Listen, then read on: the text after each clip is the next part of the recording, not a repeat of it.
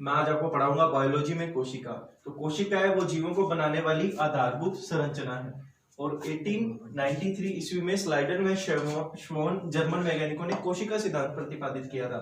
और सजीवों की सबसे छोटी आनुवांशिक, कार्यात्मक एवं संरचनात्मक इकाई है वो कोशिका कहलाती है। ठीक है। रॉबर्ट हुक ने कोशिका की खोज की थी। कोशिका की खोज रॉबर्ट हुक ने की थी 1665 ईस्वी में। ठीक है। उसके बाद सबसे छोटी कोशिका है वो है माइकोप्लाज्मा और सबसे बड़ी कोशिका है वो है शुतुरमुर्ग का अंडा। और सबसे लंबी कोशिका है वो तंत्रिका कोशिकाओं का समूह मिलकर एक काफी लंबा एक समूह बना देता है। मानव शरीर की सबसे छोटी कोशिका है वो प्रथम मस्तिष्क में उपस्थित सेल्स होती है। और मानव शरीर की ही सबसे बड़ी कोशिका कौन सी होती है? स्त्री अंडाशय से उत्पन्न अंडा। मस्तिष्क कोशिका का जीवन काल लंबा होता है और ये आजीवन जीवित रहती है। अब कोशिकीय आधार पर जीव है वो दो प्रकार के होते हैं, एक कोशिकीय जीव और बहुकोशिकीय जीव। एक कोशिकीय जीव वे जीव होते हैं जिनमें केवल एक ही कोशिका पाई जाती है। ठीक है।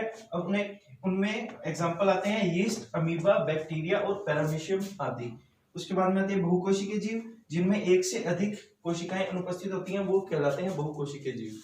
हम पढ़ेंगे कोशिका के अंग। अब कोशिका के अंगों में सबसे पहले आती है कोशिका झिल्ली यानी सेल मेम्ब्रेन। कोशिका की बाह्य परत होती है उसे कोशिका झिल्ली कहते हैं। ये लिपिड और प्रोटीन की बनी होती है। ठीक है। जैसे अब इस डायग्राम में अपने देख रहे हैं, ये जो अंदर वाली परत है इसे बोलते हैं सेल मेम्ब्रेन यानी कोशिका झिल्ली। ठीक है। उसके बाद में आती है कोशिका भित्ति, सेल वॉल। सेल मेम्ब्रेन के बाहर है वो सेलुलोज की बनी निर्जीव और निष्क्रिय भित्ति होती है।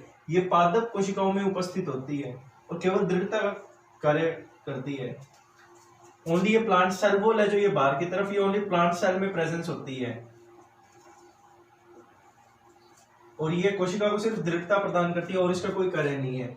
उसके बाद में आता है जीव द्रव्य जिसे प्रोटोप्लाज्म कहते हैं। अब कोशिका में जैली सदृश गाढ़ा पदार्थ होता है और जो जीवन का भौतिक आधार होता है। और इस जीव द्रव्य में 65 से 95% है वो जल प्रेजेंस रहता है।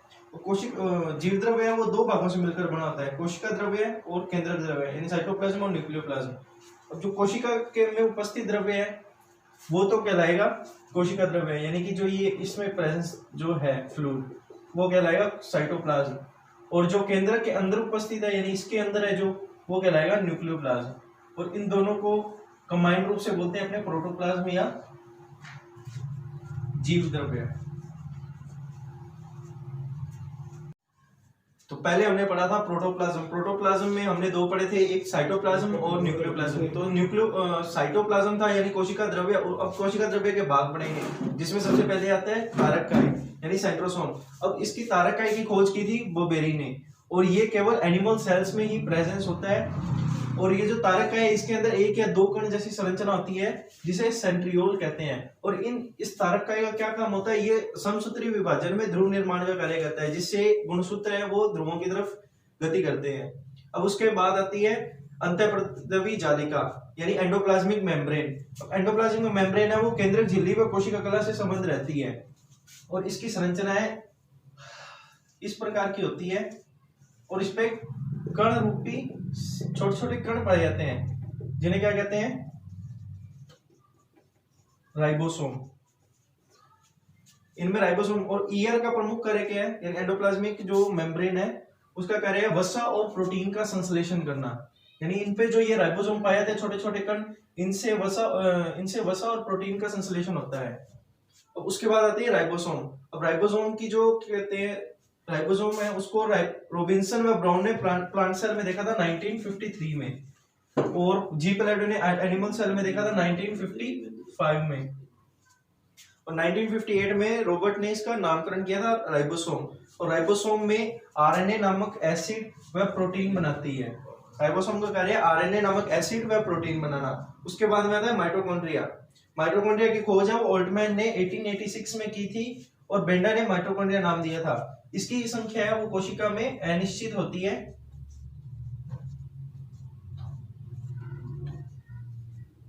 अनिश्चित संख्या में ये माइटोकॉन्ड्रिया पाए जाते हैं क्योंकि इसी में ऑक्सीकरण होता है भोज्य पदार्थ का, इसलिए इसे पावर हाउस भी कहते हैं, पावर हाउस ऑफ सेल।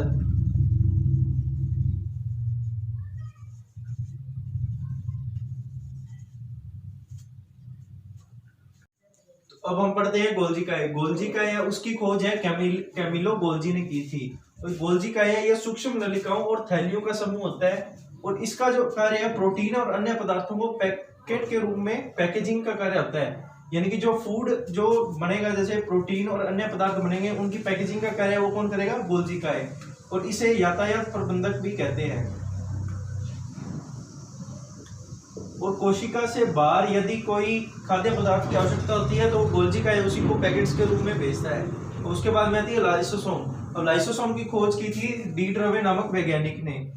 और इसमें 24 प्रकार के एंजाइम पाए जाते हैं और ये सूक्ष्म गोल और सिंगल लेयर्ड संरचना आती है और ये बाहरी पदार्थों का भक्षण करती है। यानी इसका कार्य कोशिका के बाहर से आने वाले पदार्थों का भक्षण करना। इसे आत्मघाती थैली भी कहते हैं। अब इसे आत्मघाती थैली इसलिए कहते हैं क्योंकि कई बार इसकी जो कोशिकाएं होती हैं वो आपस में क्या कहते हैं एक दूसरे को खाने लग जाती हैं और ये जो स्ट्रक्चर है वो एक अपने आप में विलुप्त हो जाती है, इसलिए इसे आत्मघाती थैली भी कहते हैं। उसके बाद में आती है लवक।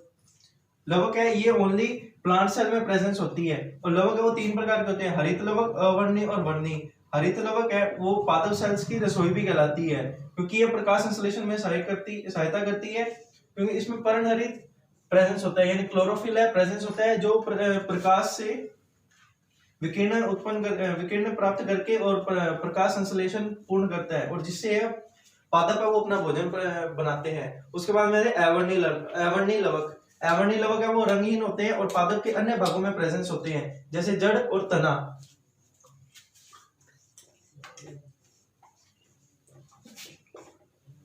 और इनका कार्य होता है भोज्य पदार्थों का संग्रहण करना क्योंकि पौधों में जो ज्यादातर फूड होता है वो जड़ और तना में ही स्टोरेज होता है। और उसके बाद में आते हैं वर्णी लवक। वर्णी लवक है वो रंगीन लवक होते हैं और इसमें पादप के रंगीन भाग जैसे फल, भित्ति, बीज और पुष्प आदि आते हैं। तो अब हम पढ़ेंगे रसदानी। रसदानी है वो एक निष्क्रिय संरचना होती है और जो जंतु कोशिका में है वो अनेक छोटी छोटी संरचनाएं होती हैं और पादप कोशिका में बड़ी और केंद्रक में उपस्थित रहती हैं और ये तरल द्रव्य से भरी रहती हैं। अब उसके बाद में आता है केंद्रक। केंद्रक द्रव्य में धागेनुमा जाल स्थित होता है जिसे क्रोमेटिन कहते हैं। अब ये क्रोमेटिन है कोशिका विभाजन में गुणसूत्र बनते हैं। क्रोमेटिन है जैसे ये जाल है ना, क्रोमेटिन सेल डिवीजन में ना ये इकट्ठा होके गहरा होने लग जाता है जगह जगह से और ये गुणसूत्र बनाने लग जाता है।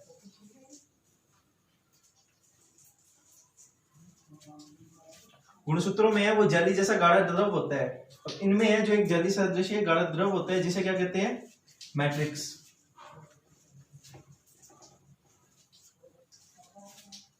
और गुणसूत्र है उनपे जीन लगे होते हैं और जो जीन है वो एक संदेशवाहक होते हैं, वंशागत होते हैं यानी कि जो गुणसूत्र है उन्हें वंशागति का वाहक भी कहा जाता है। क्रोमेटिन के अलावा केंद्रक में सघन गोल संरचना होती है जिसे केंद्रिका कहते हैं। तो ये जो क्रोमेटिन है इसके अलावा केंद्रक में गोल सघन संरचना होती है जिसे केंद्रिका कहते हैं या न्यूक्लियोल्स।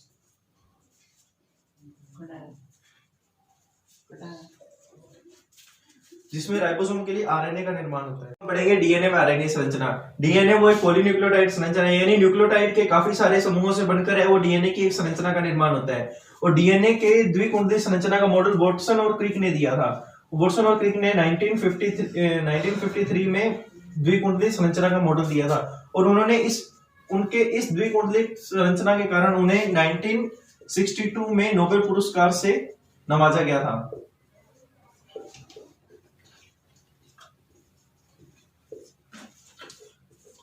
अब डीएनए वो आनुवंशिक क्रियाओं का संचालन करता है और जीन है वो इसकी एक इकाई है और ये जो डीएनए प्रोटीन संश्लेषण को भी नियंत्रित करता है।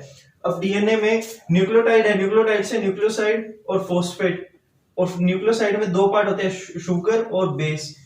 शुगर में होती है डीऑक्सी राइबोस शर्करा और एक होती है आर राइबोस शर्करा। यानी डीएनए में होगी वो होगी डीऑक्सी राइबोस शर्करा और आरएनए में होगी ओनली राइबोस शर्करा। और बेस होता है उसमें 2 प्रकार के होते हैं, एक होता है प्यूरिन और एक होता है पिरिडीन। प्यूरिन में होते हैं एडेनिन और ग्वानिन और पिरिमिडिन में होते हैं थाइमिन और साइटोसिन। अब एडेनिन और थाइमिन डबल बॉन्ड बनाते हैं और ग्वानिन और साइटोसिन ट्रिपल बॉन्ड से एक दूसरे से जुड़े रहते हैं। अब हम बात करते हैं आरएनए की। अब आरएनए, डीएनए से आरएनए का फॉर्मेशन होता है। अब डीएनए की द्विकुंडली संरचना है, उसमें डीएनए का एक सिंगल टेम्पलेट है, उस पे आरएनए की फॉर्मेशन होगी और वो अलग हो जाएगा। अब मुख्य रूप से आरएनए वो तीन टाइप के होते हैं। एक rRNA, ribosomal RNA. Ribosomal RNA है वो राइबोसोम पे लगे रहते हैं और प्रोटीन संश्लेषण में सहायता करते हैं। उसके बाद हम बात करते हैं टीआरएनए की, यानी स्थानांतरण आरएनए। स्थानांतरण आरएनए होते हैं वो अमीनो अम्लों को राइबोसोम पर लाते हैं और इस प्रकार अमीनो एसिड की एक लंबी चेन बनती है। उसके बाद में होती है एमआरएनए, यानी संदेशवाहक आरएनए। यह केंद्रक के बाहर विभिन्न आदेशों को लेकर अमीनो अम्लों को चुनने में सहायता करता है। यानी केंद्रक से बाहर है वो आदेशों को लेकर आएगा और विभिन्न अमीनो अम्लों को चुनने में सहायता करेगा। तो अब हम बात करेंगे कोशिका विभाजन की। अब कोशिका विभाजन यानी सेल डिवीजन। कोशिका विभाजन को सर्वप्रथम विर्चाउ ने देखा था। अब विर्चाउ ने उसको देखा था 1855 में। 1855 ईस्वी में उसने विर्चाउ ने कोशिका विभाजन को देखा था। अब कोशिका विभाजन है वो मुख्यतः तीन प्रकार के होते हैं। सबसे पहले आता है असूत्री विभाजन यानी अमाइटोसिस। उसके बाद में माइटोसिस, समसूत्री विभाजन, और तीसरे नंबर पे अर्धसूत्री विभाजन मियोसिस।